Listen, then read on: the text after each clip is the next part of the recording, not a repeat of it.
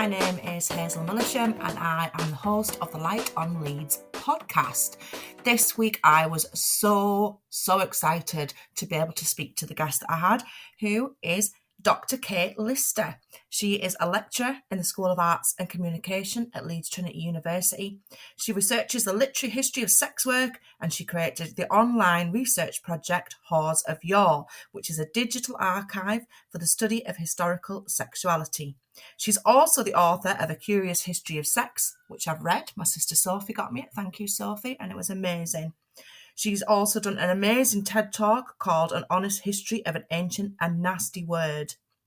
Now then, this is a little bit of a disclaimer. We do talk about the inverted commas nasty word. I don't think we actually mentioned the word, but almost. So if you're of any kind of a squeamish personality or you have small children with you, then perhaps you might not want to listen to this podcast right at that moment.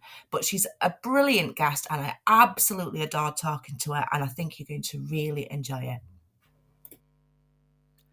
On this episode of the Light on Leeds podcast, I am thrilled to have as my guest Dr. Kate Lister. Hello, Kate. Hello. Thank you so very much for joining me online. Oh, it's my absolute pleasure. Thanks for asking me on. So, Kate, you are a lecturer in the School of Arts and Communication at Leeds Trinity University. Correct. And you research the literary history of sex work.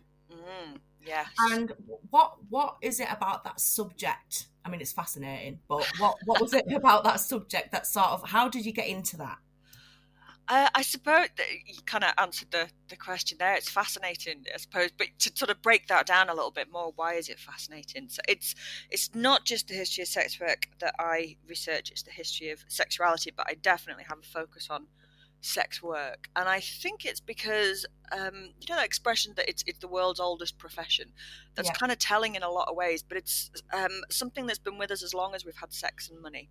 And I think that how we understand it in various cultures and various times and from various perspectives, it reveals so much about cultural attitudes to sex, money, and primarily women. So I think that it's something that's been very consistent throughout all cultures, but attitudes around it shift so dramatically. It's a real insight into how we value sex, money, women. That fascinates me. But also widely the history of sex fascinates me because it's one of those like universal levelers.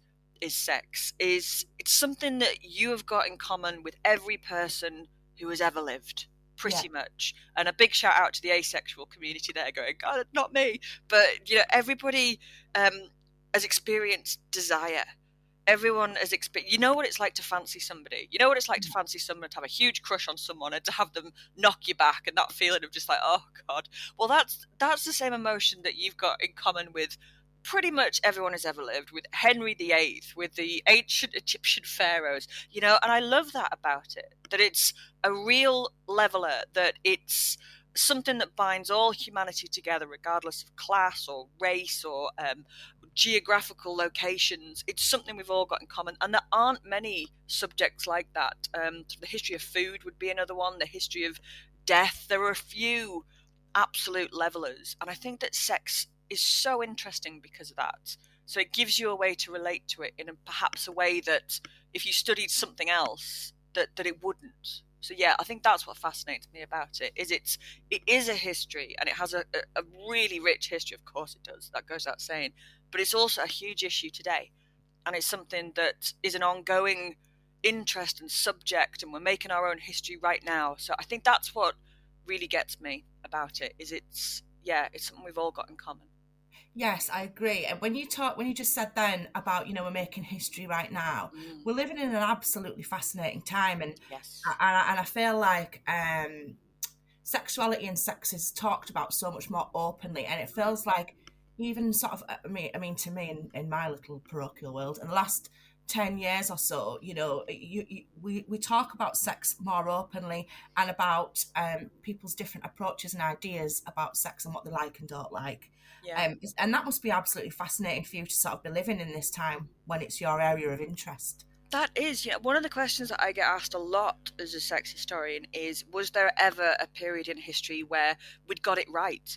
Was there ever like some period in history where we were all cavorting in some sexual free utopia and there was no shame and we'd absolutely...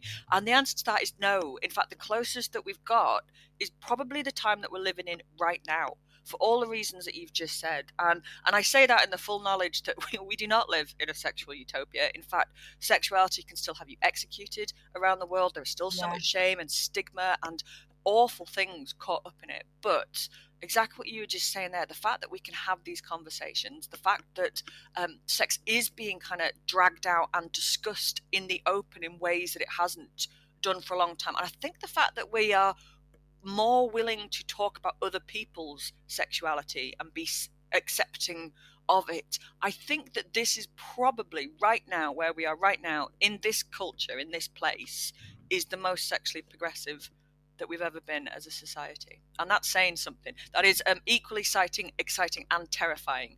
Yeah. In equal measure of like, right, really, this is as good as it's ever been? Yeah. it kind of is, because you can go back to different periods in time. Like if you go back to ancient Greek and ancient Rome, they have a much more permissive attitude around same-sex relationships. It was absolutely built into the fabric of their world. But they also had institutionalized paedophilia and could execute people for various sexual transgressions. So it's, like you pick and choose, right? But right now, I think, is probably the most tolerant and sexually progressive that we've ever been. Definitely. And do you think that comes hand in hand with the internet and the way that we view things? So people have a chance. You talk in your book a lot about how it's kind of like the power has always been sort of, and the fact of women's sexuality has kind of been looked down upon or frowned upon, or for a long time people, I think you said it was in 2010 that that actually found where the clitoris is, which seems absolutely ridiculous, doesn't it? Yeah, that's true. So it wasn't in 2010 they found where the clitoris. It wasn't that late, although there'll be plenty of people listening to this going, well, that sounds about right. Yeah. But it was in 2010 that they actually managed to do for the first time a 3D imaging of the clitoris, of its entire structure. And that was when they first realized just like how far back into the body the roots of the clitoris go. And then they realized that what everyone has thought is a quote-unquote vaginal orgasm before was actually a clitoral orgasm, because what you feel is actually the clitoris roots that are being that are pressed against the vaginal wall. So we learned, but that was 2010. Isn't that wild that all that time, and then kind of everyone just went, oh wow, yeah, we actually didn't know very much about this at all. But yeah, so that it's crazy when you think that. It's like that's where we are in sexuality, that we've still within the last 10 years or so working out what all the bits are. But yeah, I think that the internet has had a huge part in that, actually, because what the internet does, and we're all aware of the downside of the internet, but what it also does is it brings communities together, it allows people to connect with other people, and it allows people to have a voice, which is hugely important when it comes to anything like declaring your sexuality. And it's safety in numbers, and you see that with things like the sex worker rights movement. So that got going long before the internet. However, the internet allows spaces for conversations to have, and it allows a degree of anonymity, which is really important when you're talking about sex, because it's still very stigmatized.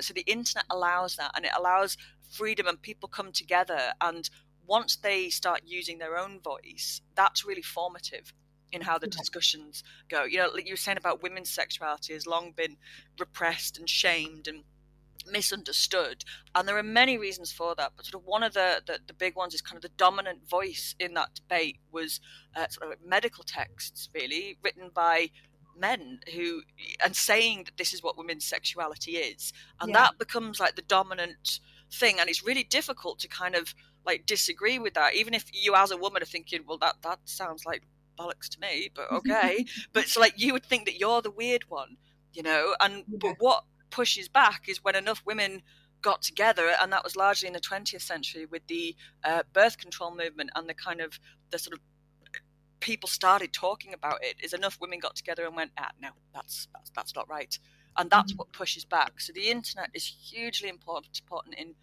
in those formative discussions and creating identities, or not creating, but allowing identities to communicate with one another. So I think but it's not just the internet. I mean, the 60s did quite a lot of good as well. Is the advent of birth control, the pill. We shouldn't overlook that, of how important that is. There'd been birth control before that, but it had been kind of rubbish and gross. Condoms date back to the 16th century, but you're looking at dried out animal guts that were tied onto the penis with a ribbon. And this is the best bit, is they would be washed out and reused. So yeah, and they didn't work either. So it was, And I suppose when you talk about the advent of birth control, it kind of, I suppose it kind of took away the idea of, women's sexuality being primarily about procreation. Yes. And it kind of separated that. So women were finally allowed to have sex without, perhaps having huge responsibilities attached to, the outcomes of sexual congress. It's difficult you can't underestimate just what a game changer that was, that you could have sex and not get pregnant, that you could control that. And that was such a shift in everything, not just in like people who just wanted to have sex because it was fun, which obviously a game changer for them, but for women in general, for society, because now you didn't necessarily have to stay at home and have kids. You could actually go and you could control that yourself. That's such a game changer. And so, I think that there's other factors at work, and there's lots of historians that will point to other factors that were coming in at the time, but the fact that you could control pregnancy, that's huge. And I think that's largely why the 60s is looked at as a sexual revolution, because you could have sex for fun and not be scared. So it shifted the dialogue, definitely. Yeah, definitely. Can you tell me a little bit about your online research project, Whores of Yore? Yes, I can, absolutely. So it's sort of one of those things that it wasn't like a well thought out research project, because if it was, I'd have given it a much more serious name than I did. So I was reading about medieval sex work actually at the time, and I found the name of a woman that had been arrested just outside of London in, I think it was like the 1300s, and the name that she gave to the authorities, at least, was Clarice Clatterbollocks. And I just fell about laughing. Like, that is so funny. That's just, and it's like, it was obviously, it was an alias, but was she taking the mick? Was she? And I just thought that was so funny. And what a good joke. Like, it's still funny now. Well done, Clarice. Yeah. So I just thought, I'm going to start tweeting this. I think I probably was looking for a distraction and wasn't working as hard as I should be. So I started a Twitter account to tweet bits like that. And then I went, whore rhymes with yore. I'm so funny and clever.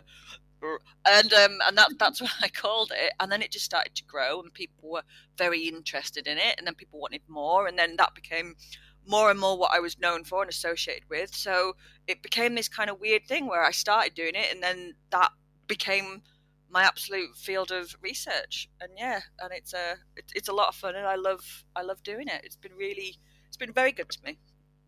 Yes, it's an absolutely great website, and I'll put links in the podcast notes so that people can go and check it out themselves. Play your history afterwards. And you're also the author of A Curious History of Sex, which I read. My sister bought it for me for my birthday. I asked for it. And it's just a brilliant book. Can you explain a little bit to people what the book is about? I think it's quite clear, but I like to think it's clear, but I do occasionally get emails from people going, I would like to buy your book, A Curious History of Sex. What's it about? And I never know how to reply to that, although sometimes I think I want to reply and just go, it's about trucks, or it's about just something completely random. But it is it's about the history of sex, obviously, and it's a kind of like a sort of a panoramic view. It's not really focused on one period or one culture. It's effectively things that I found interesting, and I've written it as if it's a series of mini essays for a number of reasons. Probably the biggest one is that I've got ADHD, so I have quite a short attention span. Okay. And you can probably see that when you're reading the books. I like books that you can kind of just dive into and you go brilliant, and then come back and then there's something else. So I've tried to cover things that I think is that I think are interesting. So there are sort of the history of pubic hair, or the history of sex toys or condoms. That's all in there. And I suppose I always looked at it as it would be one of a series, because you could kind of keep going on this for ages. So one day I will write another Curious History of Sex, which is just more interesting things. And I wanted it to be a few things. I wanted it to be well researched, so people could look up the stuff that I was saying. So I've got loads of footnotes in there just to back myself up. But also I wanted it to be quite funny, because sex is funny. It's also very serious and very a whole load of other things. But I wanted it to be a funny read. I wanted people to learn things, and I wanted them to laugh. Well, you definitely succeeded there, because I laughed a lot and I learned good. a lot. I particularly, I mean, there's so many parts of the book that are brilliant that we could talk about, but I particularly loved when the whole thing about when bicycles became a thing. Can you tell us a bit about that? Yes, happily, absolutely. That was one of the many kind of research areas that I started. I didn't actually think. I bet bicycles have been really important in the history of women's sexuality. No, you wouldn't. I can't remember why I started researching bicycles. And it's like one of those things, it's like once you start, I mean, presumably you must have fallen down like Google rabbit holes or YouTube. When you start with something and then you just keep going. A lot of the chapters in this book are very much like that. And I think for some reason I was looking at the history of the bicycle, and then I started to find all these, like, which the bicycle's really old, but it was only in the 1890s that they worked out the shape of it so that anyone could ride it. Until that point, you were looking at penny farthings or like completely mad machines that didn't have any brakes or any suspension, and like people died riding these things. They were not. So it's in the 1890s that you get the invention of, I think they called it like the safety bicycle, but it also meant that women could ride it, because up until that point, women, big skirts, loads of petticoats, corsets, crinoline, all that stuff. How the hell are you going to balance on a bicycle with that? So they invented this bicycle, and they kind of put the wheel covers on it. So women with skirts, oh, you can ride it. Okay, you can off-ride your bike. And that was really interesting. So I started looking at, well, what did the bicycle do for not just sex, but women's rights in general? And the answer to that is it a surprising amount. You wouldn't think it. You wouldn't think that your humble bicycle that you got your was it the provisional bike riding license, whatever it was at school. But if you think about it, like, do you drive, Hazel? Do you drive? I do, yes. Can you remember when you first passed your test? Yeah. And like that feeling of being sat in the car and feeling I could go anywhere. Like, I could literally go anywhere. I don't have to get a bus. I don't have to get a train. I don't have to rely on other people. And that amazing feeling of freedom. Yeah. Well, a bicycle was very much like that, because until that, you'd have to walk somewhere. So your area of interaction is kind of limited to where you could walk to. Yeah, you could get a bus, and if you were really rich, you could probably pay for a carriage or something. But mostly, that's your sphere, is where you can walk to. And now you've got a bicycle. Well, you could go much further, right? And not only that, but you could meet other people on bicycles. And you don't have to be chaperoned on a bicycle. You can go off on your own little bicycle and meet other people. So when you look at it like that, it absolutely revolutionized women's world, because you were no longer like confined to your house, you know, and it made this huge freedom possible for women, and it became associated with sort of your very nascent radical feminists. They were called New Women or Blue Stockings, and they were always depicted with a bicycle for this exact reason.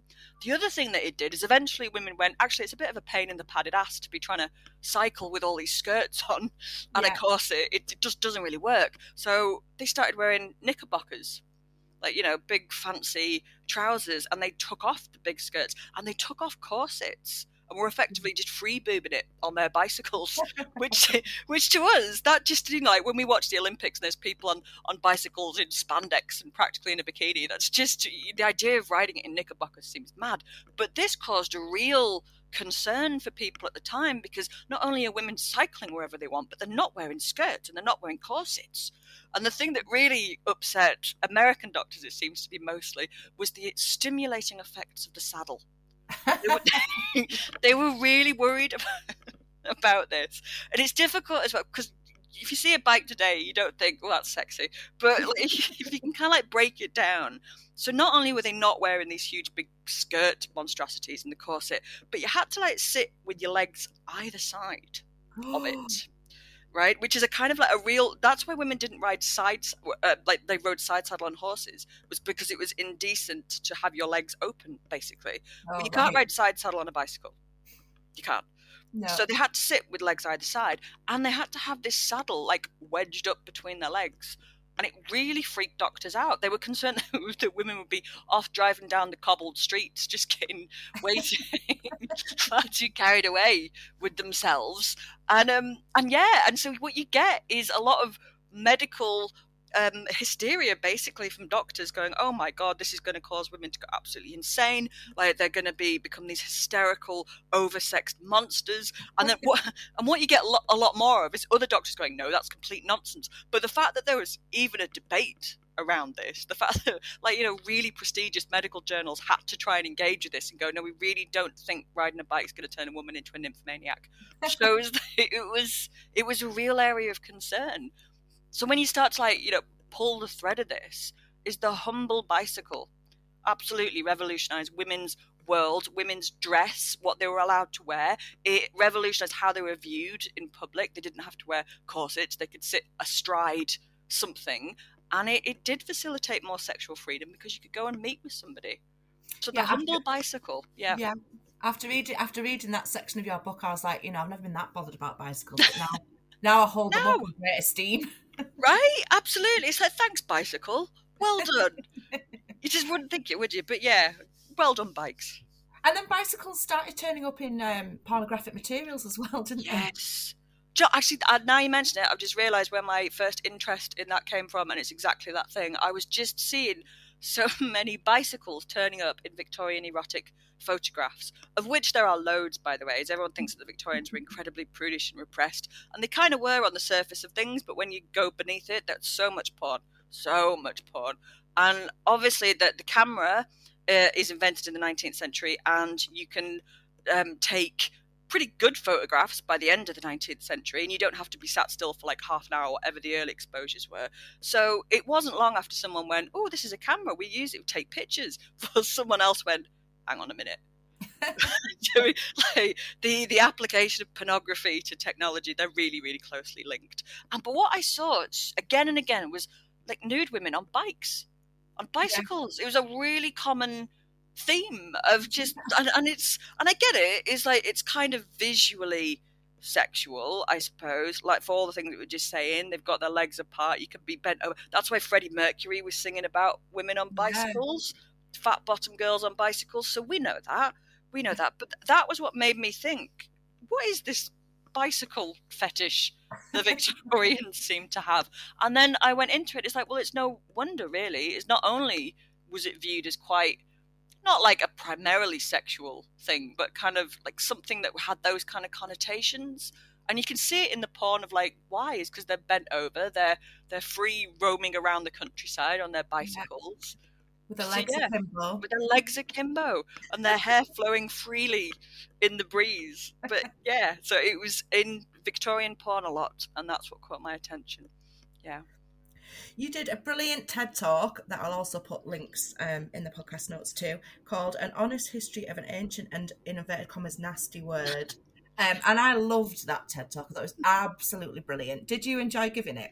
Yes, I did. It was one of those things, like you're so nervous before you go and do it, and it happens so quickly that you kind of almost like black out on stage, and then it's not until you're walking off that you go, "Oh, was that it?" And then once you've done it, you realise, "Oh, that was quite a lot of fun, actually. I wish I could go back and do it again and not be absolutely terrified." But yeah, it was a lot of fun, and the history of that particular word is, the C-bomb.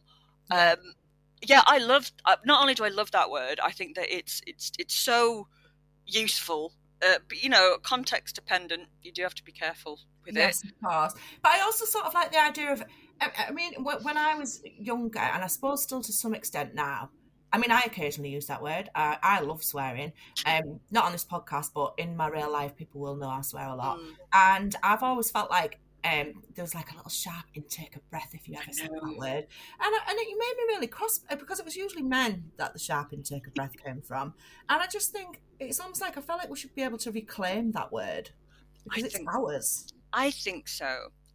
Although, having said that, would you want it to get to the point where it had been fully reintegrated back into society, and you could go to the doctor and go, "I think there's something wrong with my..."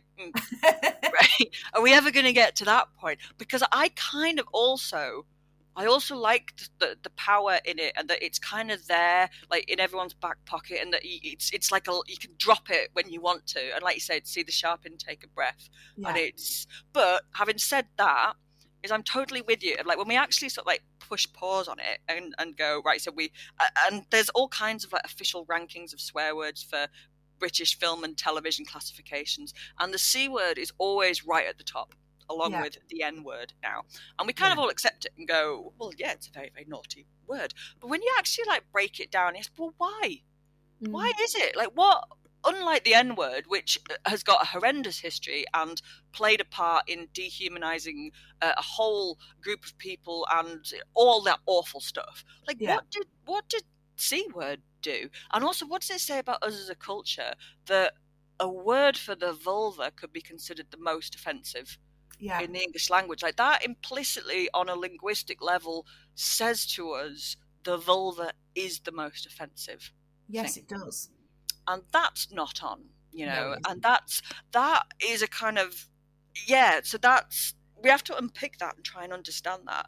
And one of the most interesting things about that history is all the kind of like, the nicer alternatives that would say vagina or would say vulva is when you actually unpick what they mean on a linguistic level. So vagina turns up in, I think it was the 16th or the 14th century, a while ago, and it's taken directly from Latin vagina, which is the sheath for a sword.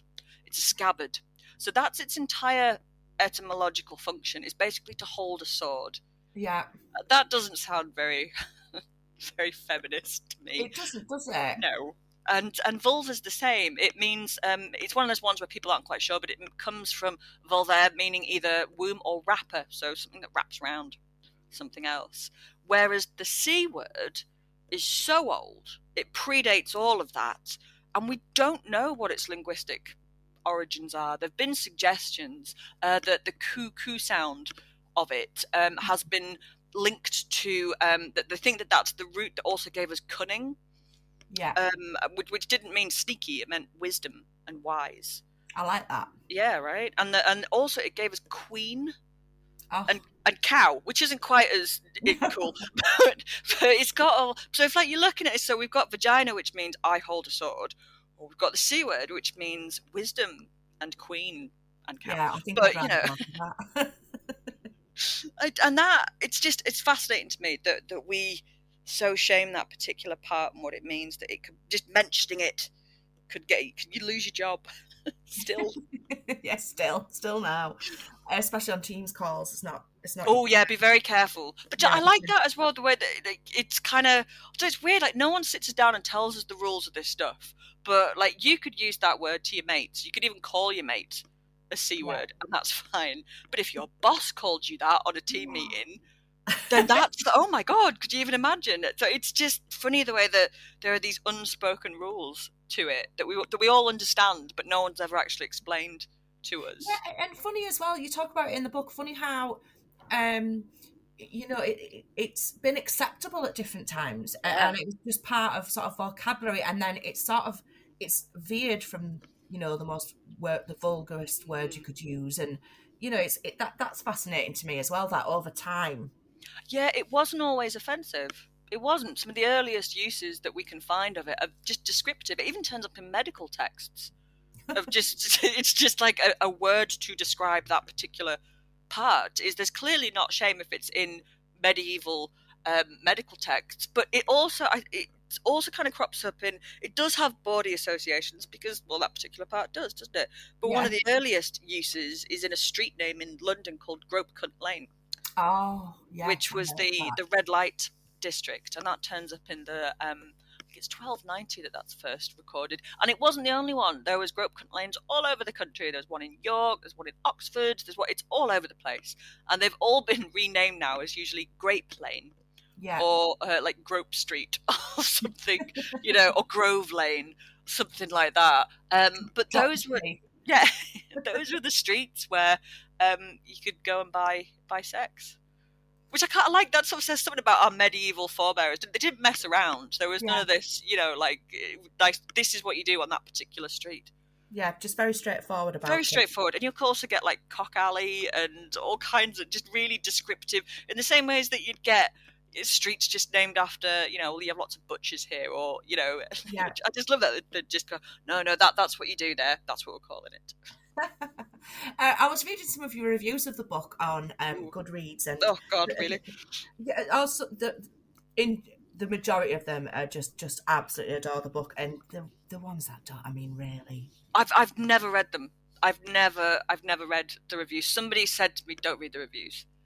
Well, Don't. I You'll think that's just." probably a good idea, because at the end of the day, you know that you wrote a brilliant book. I mean, you Mm. know, you've been reviewed in the New York Times, so I why? read that one. I'll Yeah, admit I read that one. I yeah, was of like, course. but like the ones on Goodreads, the ones on Amazon, those ones, I'm just because I know what I'll do. I'll like see loads of ones that say it's brilliant, it's lovely, and I'll find the one that doesn't like it, and I'll sit there, I'll be like, oh, it's Yeah, just I so. absolutely don't blame you.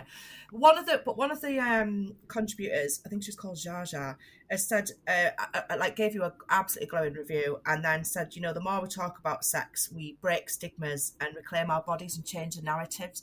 Do Wow. you? I mean, I'm sure you absolutely agree with that.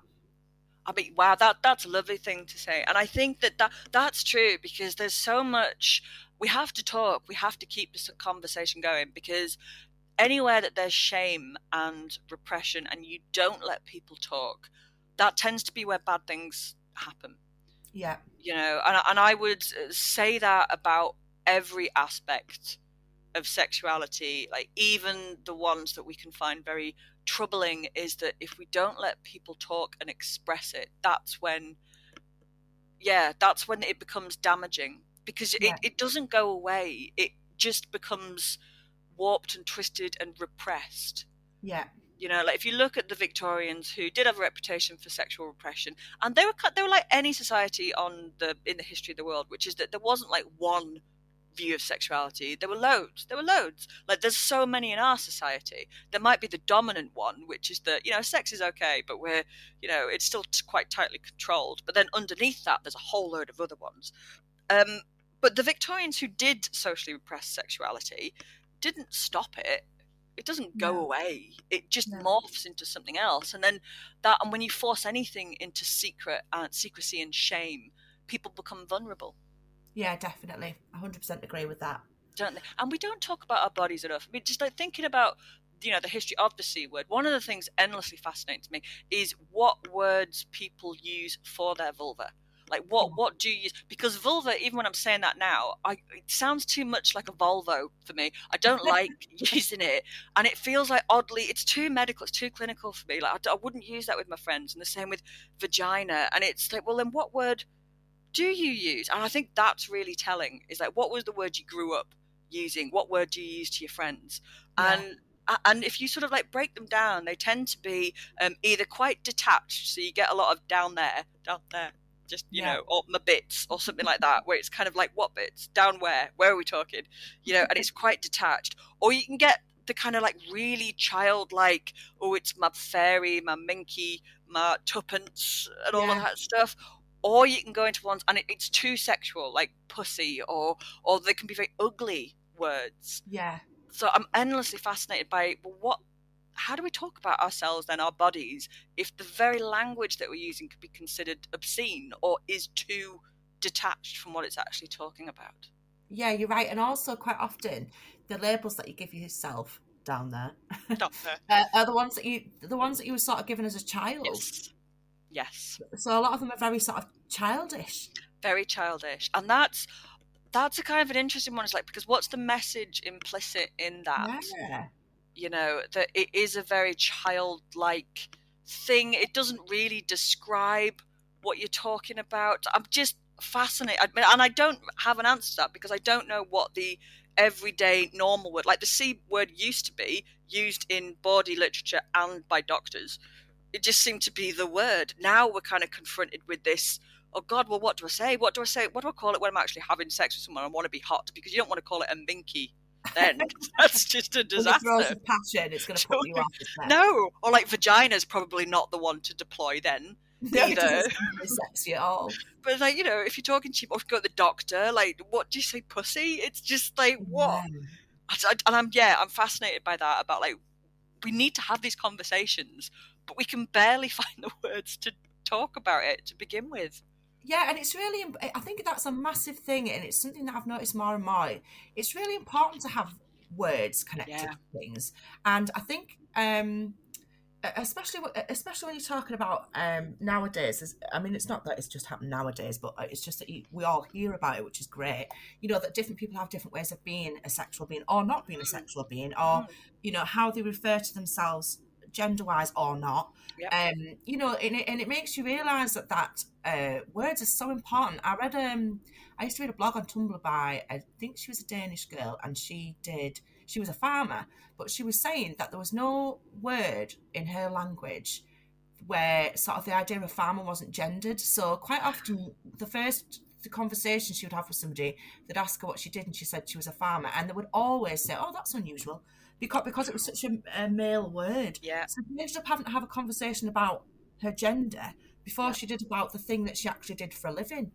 Yes. Yeah, that's fascinating, isn't it? And I think that we still have words that are kind of like, we don't have masculine and feminine words, but we do have words and professions particular that we very strongly associate with a gender, Yeah, don't we? And it's like the language is such a battleground in the fight for any kind of rights and equality, because like if you don't have the word, it's very 1984, but if you don't have the words for something, how do you talk about it?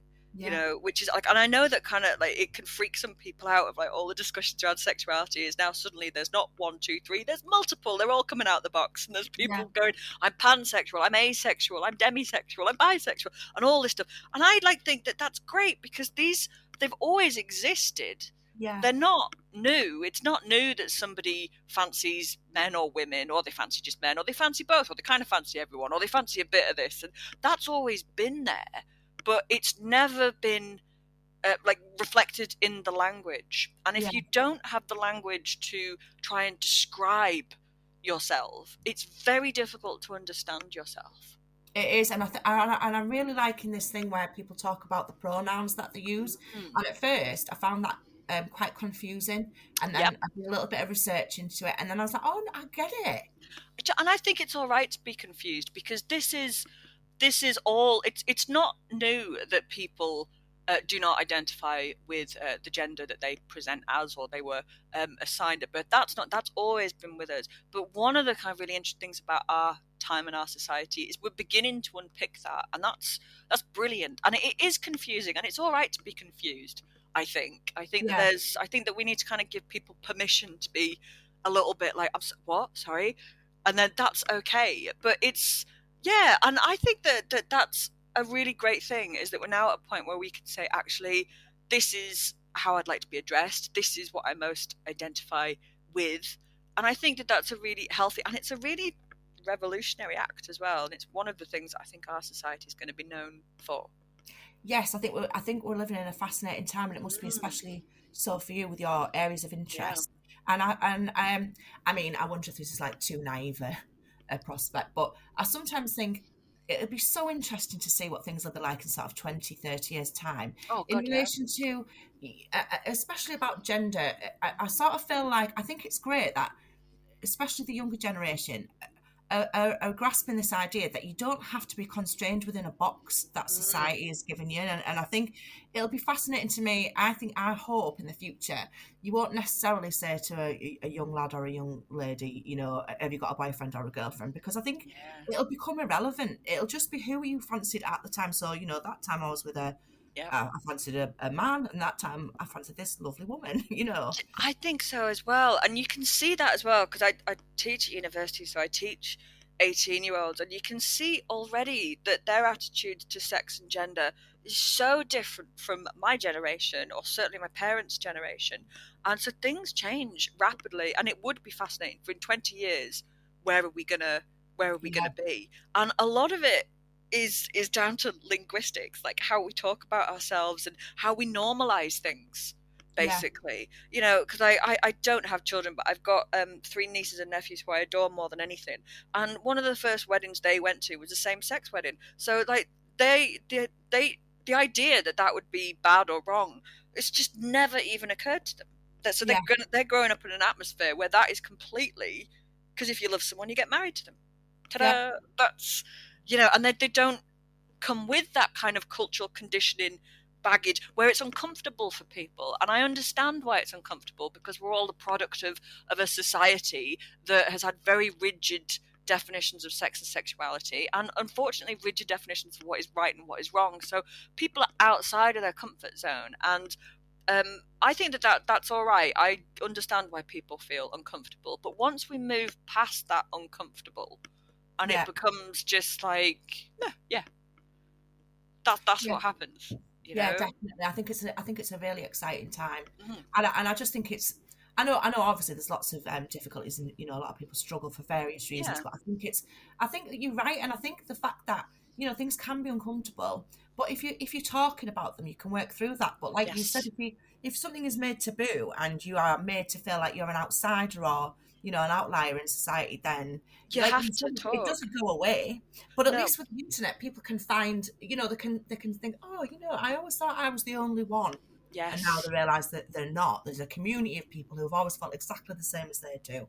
Yeah, and I think that it's so important. And like I said, this is all going to come down to conversations, because the internet does amazing things. It absolutely does. But it's also a place where like people can be really angry Yeah, with each other. And I often think that I understand the anger, especially of marginalized groups of people who have fought so hard to even like get a space at the table, for God's sake, yeah, and like really fighting. But I often think that like that's an interesting process in itself. Is like, people are angry right now, and if you look at something like the gender um, debates that are going on at the moment, is like it will fire people up, like really it will, and people get very angry. And I think that it'll be interesting when we can move past this stage of like shouting yeah, at everyone, even though I understand why people do it, because I think as well that creating shame isn't helpful. And I think that like what was that I heard, like you need to call people in, not call them out, yes, because this stuff is new for a lot of people. It's never been on their periphery. They might have never encountered it before. It's not new in history. It's always been there.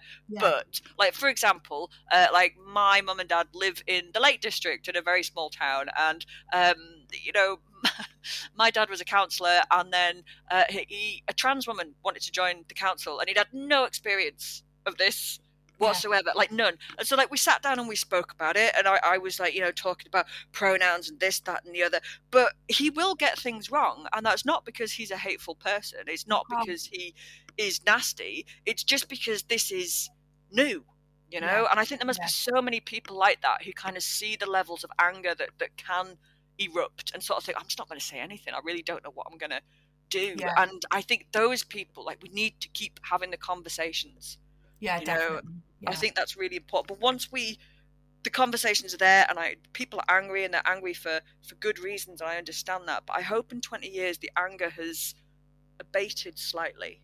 yeah, I'm sure it'll still be there. It'd be naive to think it wasn't. But yeah, it'll be very cool and groovy when we've got to a place where it's just part of our cultural fabric and vocabulary, how we talk about gender, and we understand that people do not have to be one or the other.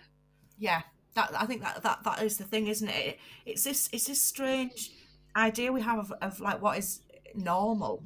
Yeah. What is normal? And the thing is that our normal is always what we see out of Yeah, our own eyes. That's kind of the crux of it all, is that when we're kind of going, yeah, but that's not normal. Well, it's not normal for you. mm, But you have to, like, and I think that's a very cool thing that our society is doing, is that we understand that just because that's not what we experience, that's not necessarily what someone else experiences. yes. So at least we can be hopeful about some of the Yeah. things. Yeah, and I think that the younger generation, the teenagers coming now, I think they're going to be the ones to kind of save the day. They've already got just such a cool, hip and groovy, vastly different outlook to even the ones that I grew up with. Yeah, and I think it's really useful if you've got. I have nieces and nephews of varying ages, and I think it must be difficult if you don't have any connection with people who are younger, Yeah, and that's definitely. when it can all seem very scary and intimidating in a world that you Yeah, don't understand. Whereas if you're lucky enough to be surrounded by younger people, that to them it's just everyday life, and it's not yes. nothing special.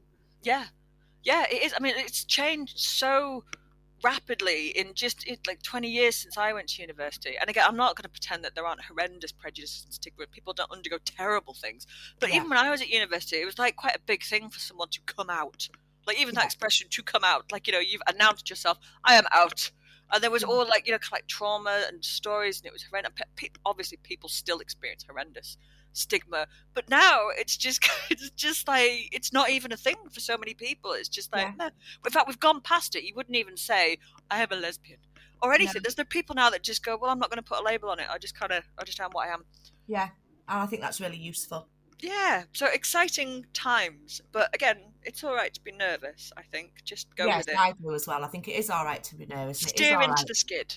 Yeah, and it's okay to say that you don't understand, but you can go and you can read about it and you can do some research. And you can I think it's okay to say I don't quite get this. Yeah. I think that's okay. I think there needs to be more of that, and there needs to be, and that's all right. I just don't get it. I just don't get it.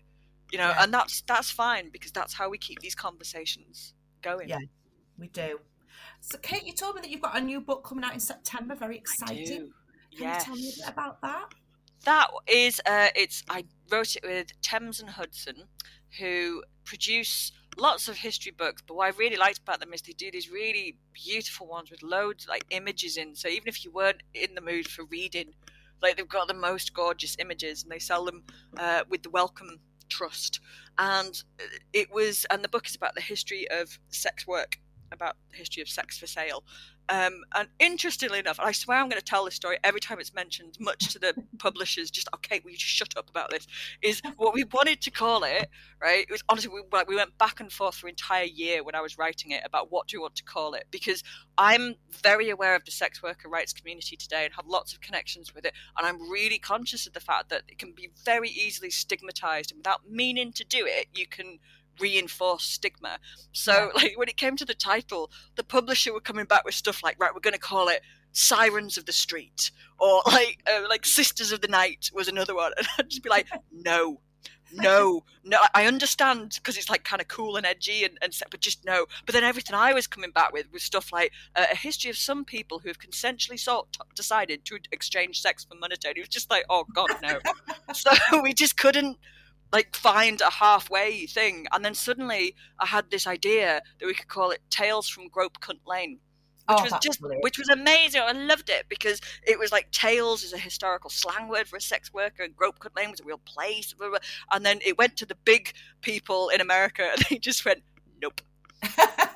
Nope. Like, they wouldn't let us call it that, even if we'd starred out the like, we were desperately going, like, it's not the C word, it's like all one word, it's like country, it's not. And they would say no. So now it's called Harlots, Whores and Hackabouts, which was the one that everyone kind of went, all right, fine. Yeah, that's great. That is great. It's a good title, isn't it? But like, whenever I hear it, I'm just like, should have been Tales from should have been. And I need to stop it, because the publishers are just like, just behave yourself. But that one is, that again, it's small chapters. It's not a definitive history, it couldn't possibly be, but it's so I go right back to ancient Assyria and Babylonia, and then we look at Greece, and we look at Japan and China in the 18th century, and we go right through. So I'm trying to put as much in as I possibly can. That sounds brilliant. I can't wait to read it. And I am actually really proud of it. It's like, even if people read it and go, well, that's crap, that's okay. The thing that I love most about it is the images that we've got. I shouldn't say that, should I? I should say my writing's the best bit. But we've tried really hard to find as many photos, old photos or portraits, or like old drawings of real people who really were selling sex. So I love that it's kind of like, there they are, they're right there. Like, like they're staring back at you. Yeah. And yeah, so that and that one felt very different from writing A Curious History of Sex, which was just like, I'm having loads of fun, I'm writing funny jokes, I'm hilarious. That was a good giggle. This one feels very different. It's not funny. It's not, although the early people that have reviewed it have gone, oh, it's very witty. I'm like, well, it wasn't supposed to be. So apparently I just can't be serious. But I'm just very aware that anything that's written about the sale of sex for money will have an impact on people today who are selling sex for money. And if you get it wrong, and if you mess it up, or if you know what I mean? It's like, I'm very much indebted and very conscious to the sex worker rights movement anti-sex workers today. And I just hope that it's done them justice. I just hope it doesn't cause harm. I hope people love reading it and it's great and everything, and that it's useful. Because one of the things that I wanted to focus on was not the sort of the lurid sensationalist bit, but you can't really avoid talking about sex if you're doing that. But it's more about like the persecution of sex workers. You know, like how different cultures have tried to suppress or control or regulate, and what the upshot is. And I like to think that when you're looking right back and you kind of get this panoramic view of like, oh my God, we're still having the same conversations, we're still doing the same stuff, the same attitudes are still there. That's crazy. So yeah, so I hope that that's what it does, and I hope that it's useful, and I hope it's enjoyable as well. I'm absolutely sure that it will be. Yeah. Can I ask you, have you always lived in Leeds? I moved to Leeds when I was 18. I lived further north than that. I grew up in the Lake District, in a little town called Ulverston, which is where Stan Laurel was born. That's its big claim to fame. And when I go back now, it's kind of like hip and groovy, and they've got like shops that sell pebbles and crystals and stuff. And it's very different from the market town I grew up in. But I moved to Leeds when I was 18 to come to university, and I've stayed here the whole time. I love it. So you've definitely been here long enough to answer the 3 questions that I ask every guest. Hit me. The first one being, what would you say is great about the city of Leeds? I think there's a lot that's great. But you know what I really like about it is that it's got quite a small city centre.